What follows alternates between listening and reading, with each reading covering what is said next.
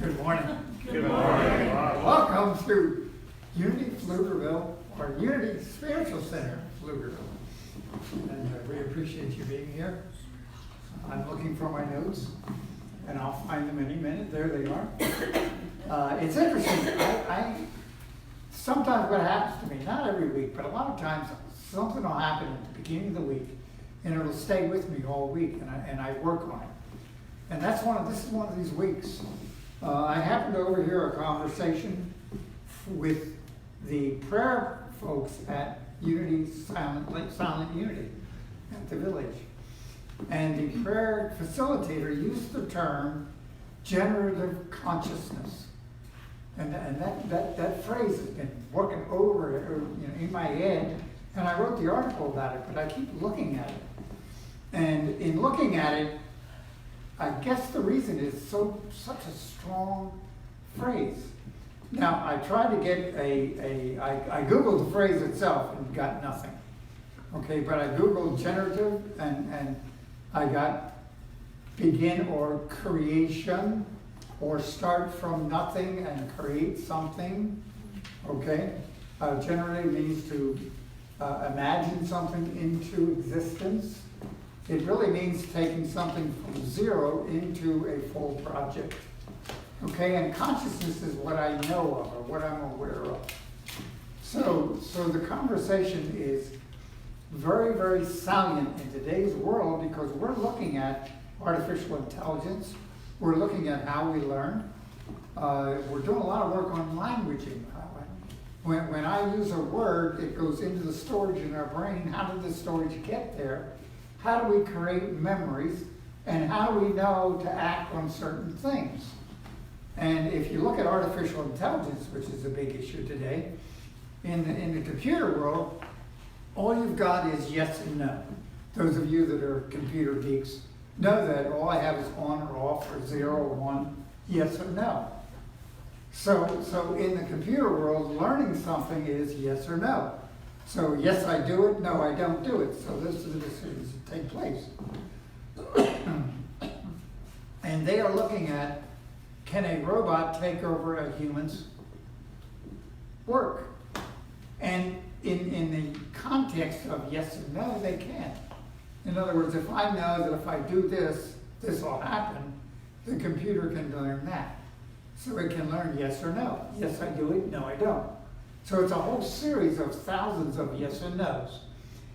And that's exactly how we learn. We learn by experience. We learn by imagination. So as far as we know, when I have a picture of something, it's stored in my consciousness and I can act on it. Okay? Now, if you stop and think about it, all robots have a, what do you call it? A place where everything's stored. Memory, arcade. Okay, so there's that database, and when it's confronted with something, it goes into the database and finds out yes or no, and comes back and says, yes, do it, no, don't do it. Now, if you stop and think about it, that's pretty much the way we are wired, and that's the way we learn. As a child, I know I don't put my finger on a hot stove because it's hot. So my memory says no. So that's our learning process. Now, would you agree, as a human being, there's a higher level of understanding? You see, at the robot level, we are in this form, in the material sense. So if you really, really look at it, and I really didn't start developing this idea until yesterday when Madeline said something to me, but we are creative. Okay, we are expression of God. Your daily word for today says, I'm a living expression of God. Okay, and she talks about, I am spirit, perfect, harmonious. Spirit can be defined as the invisible life and intelligence underlying all physical things. So there is a spiritual underlying energy to life. And on the surface, the pure surface, the form, the physicalness of us, it's run by the world, if you will. the memory just like a robot. However, we are expressions of spirit.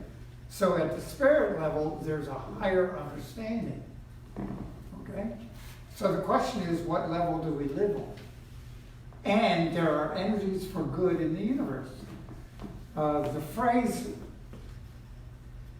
the original phrase, generative consciousness, really means I can create what happens in my life.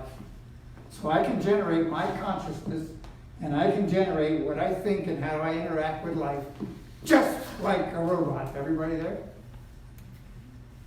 Because if I do this, this happens. And if I do this, this happens. Okay?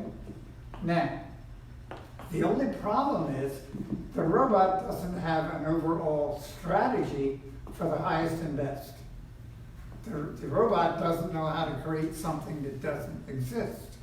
It can only go on things that have happened and the energy that it is told to do.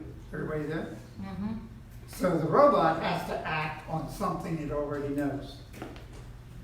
So the robot does have a consciousness, if you will, generated by what has been told in the past. Sound familiar? Yeah.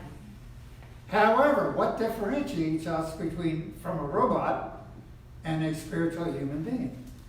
The spiritual part of us. And that's a part of us that we absolutely have forgotten about. It's a fascinating thing. So it's like Belinda Lagar, a lot of you know Belinda, Reverend Belinda. Mm-hmm. She emailed me. She said something like, I love the idea of generative consciousness. She said, I've been looking at spiritual DNA. Mm-hmm. So stop and think about that. We have within us the DNA, which is the memory of everything in the spiritual level in our DNA. What's interesting is science cannot tell us that they tell us there's only 2 or 3 strands of DNA that we know and that we know interact in our body. There's 20 more that we have no idea what they're there for. Hello? Maybe we're not accessing part of who we really are, and we're accessing the part of who we are as a robot, not as a spiritual being. Hello? Now, if that's true, then there's a new language, there's a new idea, there's something that we're not doing to access our spiritual self. And in Unity, we talk about it all the time, but I'm aware that we really don't get it, or excuse me, I don't get it. Maybe you do. But this idea, we get so lost in the world, and the world is enticing us so much and telling us how we should act. Anybody agree that everybody's telling us how we should act? Or you should be upset about that. Okay, so this programming is occurring all the time. And there's a higher programming, a different energy. Now, I had to look it up because this stuff is biblical. What's interesting to me is I keep going back to what Jesus said. And I'm starting to do more with Paul. But again, Jesus was talking to uneducated people. So he had to use metaphors in their language and in their day. So sprinkled throughout here is our answers to all this. So we're looking at, number one, science tells us there's an energy in the universe. We choose to call it a unified field of energy. Unified field of energy. Used to do some work with Stuart Wilde, who called it the morphogenic energy, or the morphogenic energy field. And if you can get this idea that there's an energy field all around us, and you can make up anything you want to in that energy field, but that energy field carries the codes for the higher life. It's called the subtle energies. And those subtle energies are there for us to use, and they're called spiritual energies. They're the higher energies we call it already: love, appreciation, could be prosperity, health, all those words that imply a higher state of being. And those energies are there if we access them. It's like the robot. The robot doesn't know what to do until it's confronted with something, and it has to accept what it is and then get information and then act on the information. The robot does not have access to the higher energies. Everybody there? So yeah, you know what I found? I found this conversation in Luke. So let's see how you feel about this. This is Luke 12, and I'm going to start at 22. Luke, and he said to his disciples, therefore I say to you, do not worry for your life, what you will eat, nor for your body. Now you've heard this before, yes? Mm-hmm. Yeah. Which seems completely ridiculously unrealistic. We should worry. But Jesus is saying, don't worry. Then it goes on and says, for life is much more important than food, etc., etc. And then it goes on down here and it says, but seek ye first the kingdom of God, and all these things shall be added unto you. Do not be afraid of little flock. So it is saying the database that the world has given us is false. Now that's a pretty strong statement, everybody there? Stop and think about it. Do we operate in fear? And the world has taught us to operate in fear. So the lower energies, or the energies that are coded with the sense or the gross energy that we call form. See, we're in form, and the universe is energy. And so we are bringing those energies into form, creating our life the way we've been programmed to create it. And Jesus is saying, don't worry about any of that. None of that is true. You have access to another energy, which is a higher energy.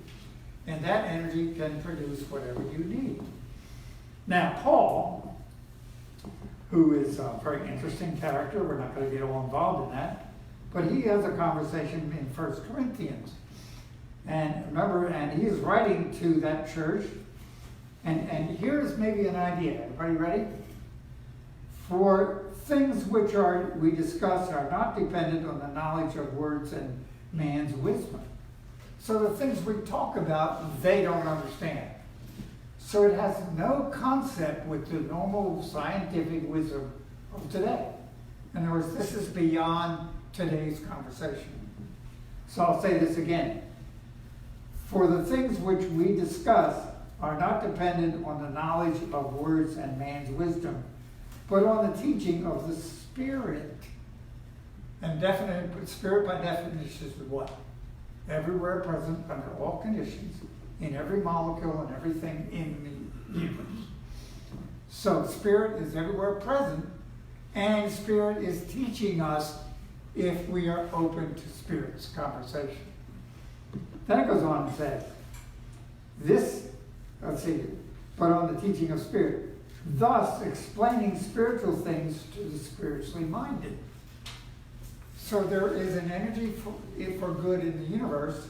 It is an energy at a very high, subtle vibration, and it is there and access for those that are spiritually minded. So how do you become spiritually minded? You leave the energies of the world behind you and access the higher energies through meditation and prayer. Okay? So it's a different level of conversation. Now, how did Jesus, we take the crucifixion. See, the crucifixion, Jesus said, these things I do, these shall do, and even greater things. So what is our capability? Who are we? And if we say we're an expression of God, then we have access to this stuff. But it requires a certain action to do it. I'm going to go on. This is fascinating. Then it also says, you ready? For the material man rejects spiritual things. Anybody ever tried to explain what we do to other folks? God bless them, my family prayed for us for years. Openly. I hope they don't think these are ways of sin. Okay? Because it's difficult to understand. It is not intuitive. It is not scientific. It is not explainable. It's just knowable. Everybody there?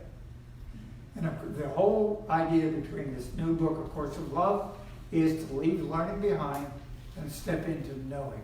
Knowing that you're spirit. Knowing that you have access to spirit. So I'm going to say this, I'm going to read it again, okay?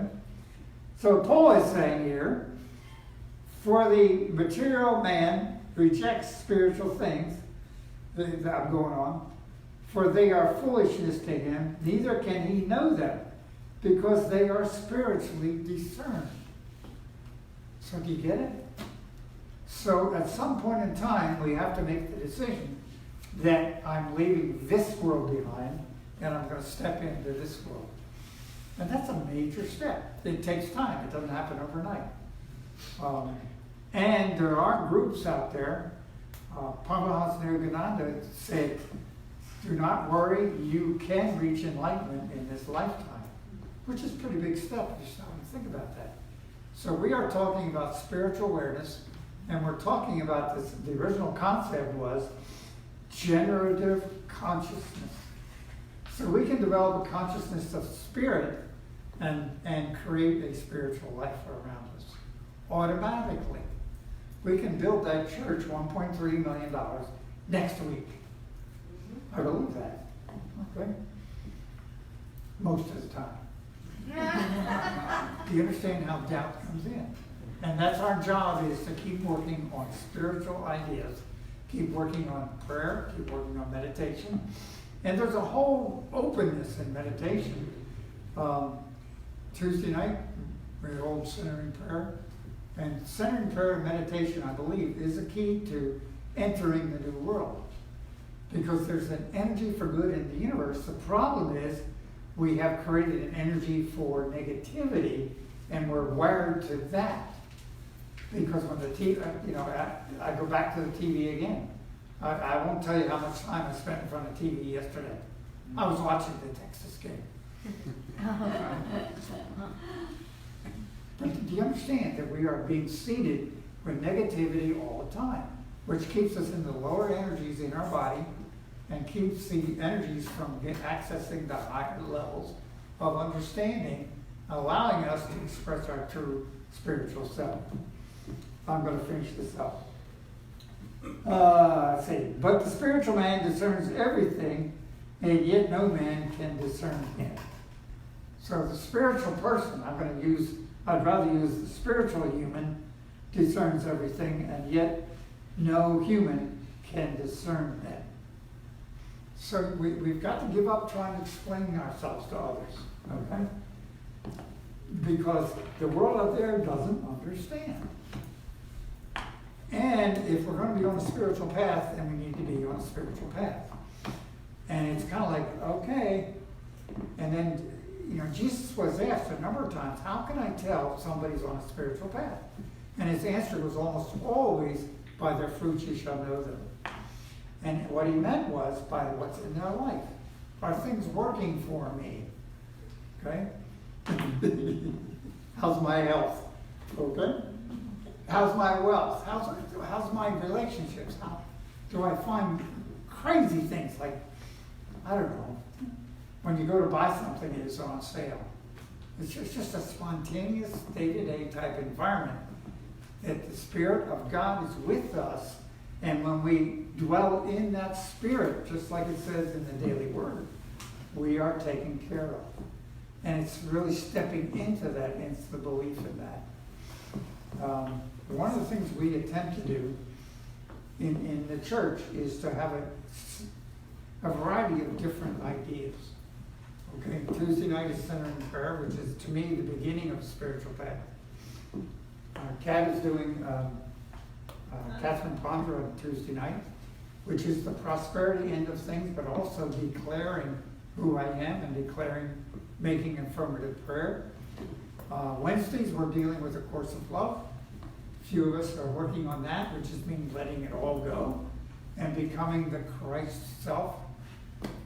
Thursdays we're still with Joel Goldsmith. Mm-hmm. Okay? Second and fourth. So, I haven't caught up with that yet. Check the church calendar. Okay? Yes. So anyway, and the idea is, in the limited exposure that we have, how much can we share with you?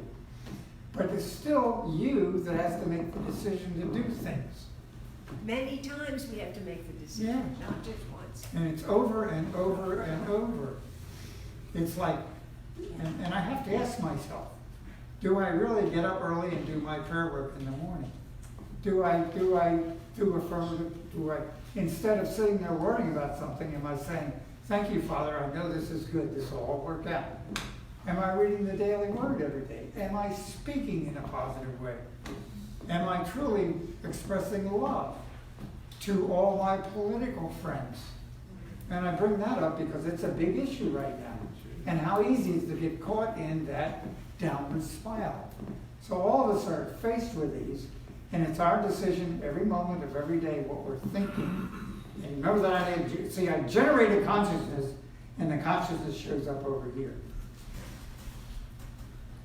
And I will tell you, the energies are shifting in the world. I have no doubt about that. More and more people are becoming aware. When Matt and I first started out in this in 1978, I couldn't talk. And what I mean was I couldn't speak publicly about these ideas because we got blasted. Anybody remember those times? In today's world, it's open conversation. So that'll tell you how much things are shifting.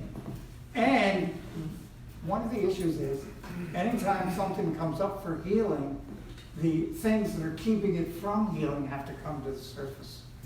So I really believe we're living in wonderful times, just because there's so much, what's a good word to use, junk out there coming to the surface, and it's up to us to nullify it and just bless it and know it's okay.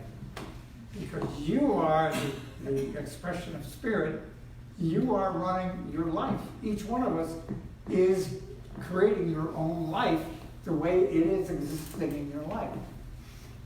During the week, I was introduced to the idea of Yom Kippur in the Jewish community, and that's contemplating and looking at and looking for repentance.